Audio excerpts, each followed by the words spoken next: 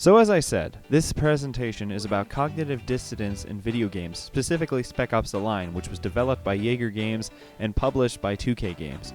Now I know that we all just wrote a paper about it, so I'm not going to go into the details about the process and whatnot and blah blah blah. I'm going to talk about how this game literally embraces cognitive dissonance in its overall game design.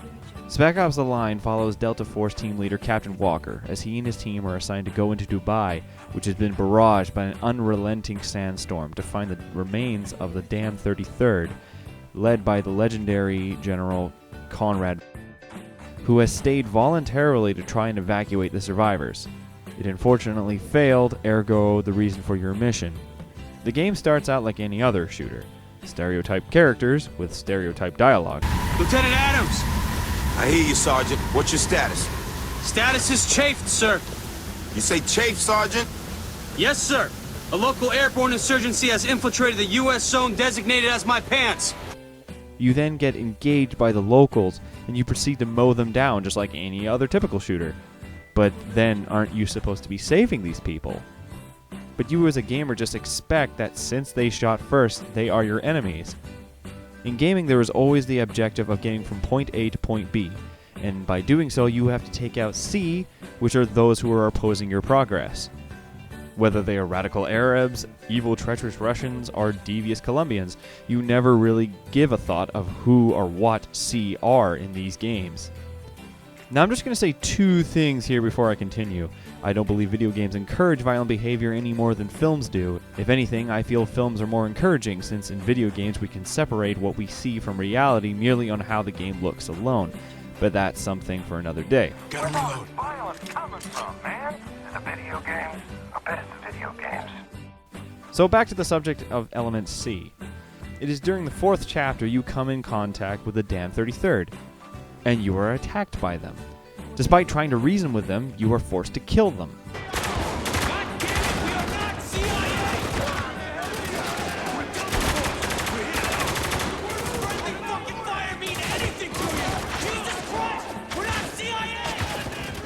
This is where the game begins to incorporate cognitive dissonance. You are now killing those who you were meant to save. But the association goes deeper for the gamer, especially North American gamers specifically, as these men aren't some radical force or some sort of terrorist action. They are American soldiers who you are fighting. And they aren't just crazy madmen. They are still sane and aware of the situation. Gun here, what's this? I want to take your last piece, dude. Thank you. Stolen off the fence today. Ah, well, fuck that guy. No kid.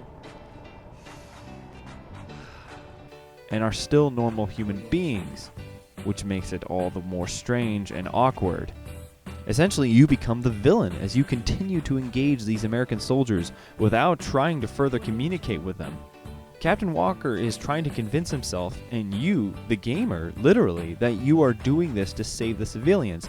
But in the end, you end up robbing their water, destroying the force actually trying to protect them, and massacring an entire group of civilians with white phosphorus. You brought this on yourself. We were helping. What? Oh no. Are those civilians? Where'd they come from? There's no camp here. This is your fault, goddammit! Stop right there, you go. What it is, he wouldn't listen! We have a choice! He turned us into fucking killers! That's enough, Sergeant! No! No! Also, as you progress through the game, Walker becomes more psychologically torn with the events unfolding, and the game begins to become more and more brutal. But this violence isn't portrayed in a cartoonish sense, like in Gears of War. It is brutal, realistic, and completely discouraging. The game is trying to make you feel uncomfortable with what your character is doing.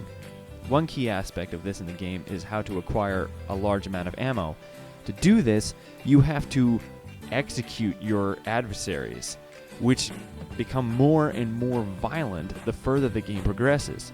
You also begin to lose your cool as Walker's dialogue becomes more violent and more vulgar. Spec Ops also means to explore the usually absent aspect of PTSD in violent video games involving armed forces. Post-traumatic stress disorder results in soldiers witnessing or experiencing harmful and traumatic situations during their service.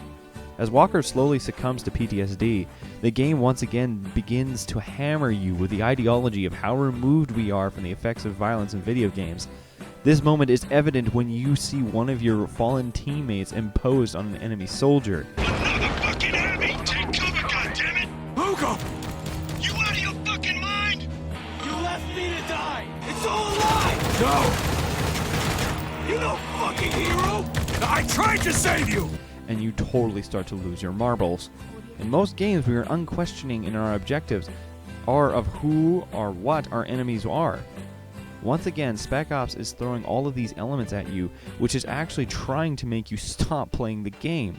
That is the essential element of what the team at Yager wanted to bring to Spec Ops. What some people may take as psychological dialogue or extreme situations, the game is in fact actually talking to you, the gamer, not Walker. Whether it's from the loading screens or in the narrative, the game is imploring that you question what it is you are doing in this game. You're questioning your actions as you only receive negative feelings from them. Nothing you are doing seems right. Soon your squad begins to question your resolve, which again is different from typical shooters.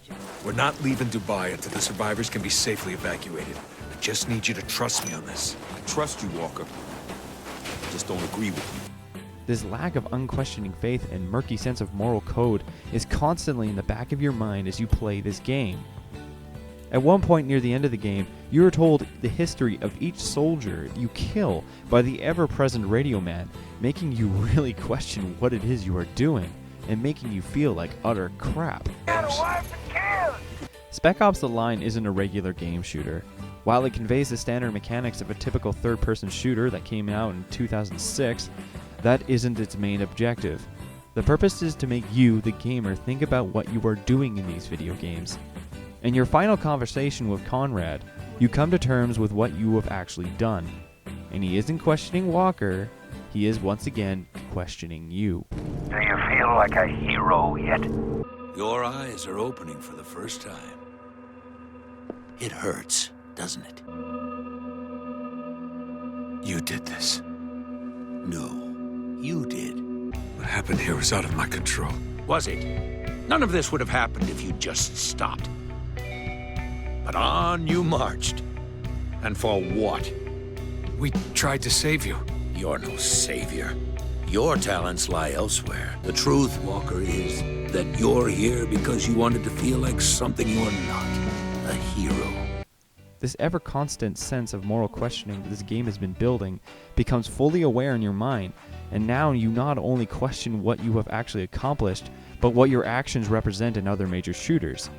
Spec Ops: The Line is an awesome video game, but it is also an anti-gamer game.